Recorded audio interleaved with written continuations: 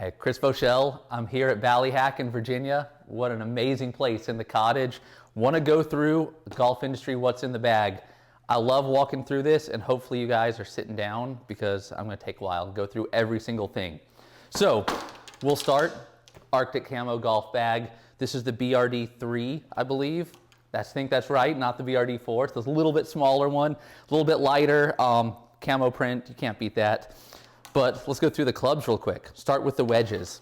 T22, denim copper finish. I love the copper finish just because it looks really nice down over the ball.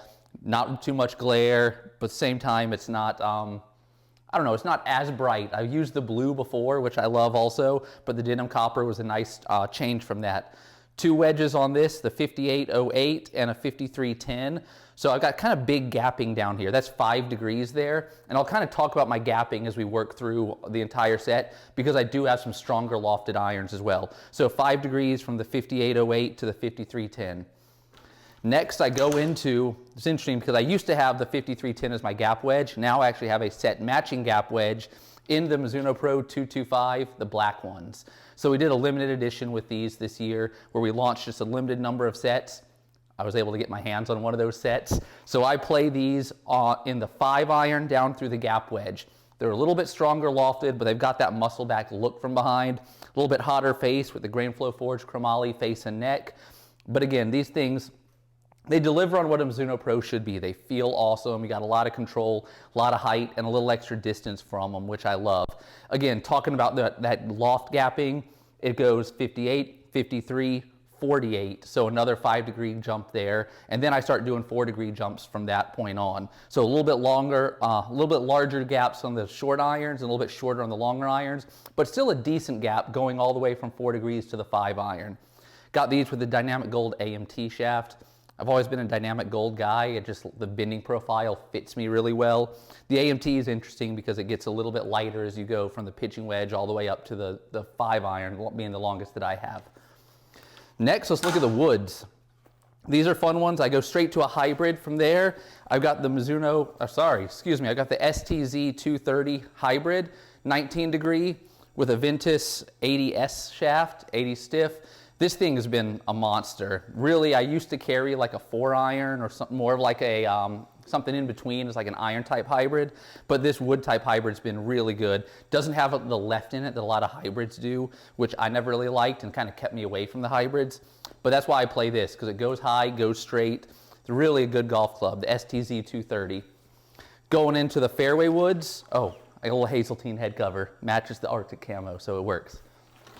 Going into the Fairway Woods, I got a 3-wood and a 5-wood, both also the STZ 230 as well. I actually have these set a couple degrees strong just to bring the spin down a little bit, but we'll do a little dig down in here. I've got some other Fairway Woods that we're testing as well, so bringing some spin down. Can't quite show you these yet, but you'll see these coming up in the near future.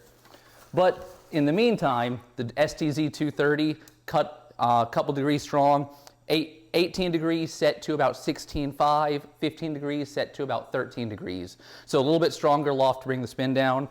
Good head covers, Vanderbilt Commodores, we rule. And Dunwoody Country Club, that's where I grew up playing, my home course where I grew up in North Atlanta. Going straight to the driver, got the Runbird head cover that technically I'm probably not supposed to have. I know it's a weird thing, but there's too many Runbirds on here apparently. So I got that on top of the STZ 230 driver. The Z was the one that really worked for me. Goes really straight, easy to hit, really good ball speed. Again, with the Ventus shaft, the Ventus Black 60S. It's tipped a little bit as well, just to bring the spin down again. So on all the woods, I tried to bring the spin down just a little bit, and that's why I've got the Ventus Black in the driver, 3-wood, and the 5-wood. Next, let's keep it going. What all else is in here? Because I got a lot of stuff. This will tell you a little bit about my game. There's 2 putters in here. So that tells you the state of the game on the putter world. One of them, can't quite show you yet, center shafted on here, but this is one that we're looking at for the future. I'm gonna tease you with that one. But right now, I'll show you this one with a little Jordan head cover. This is the M-Craft number 2, answer style, little plumber's neck, black finish, really like that one. Couple other things in here. Alignment stick, gotta have that. The stack system so I can hit the ball miles, apparently.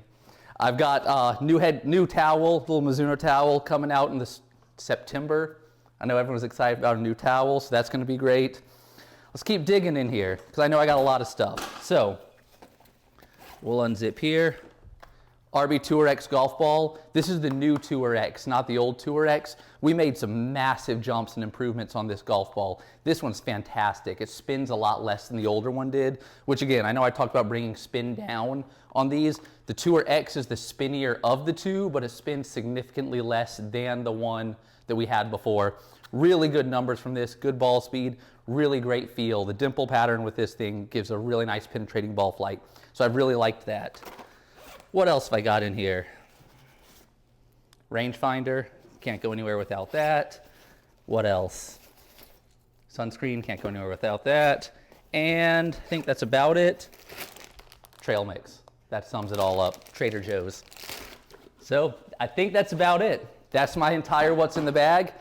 What is it now? June of 2023. I'm sure this will stick around for about another week, and then there might be something slightly different in there, but hopefully you learned something. Thanks.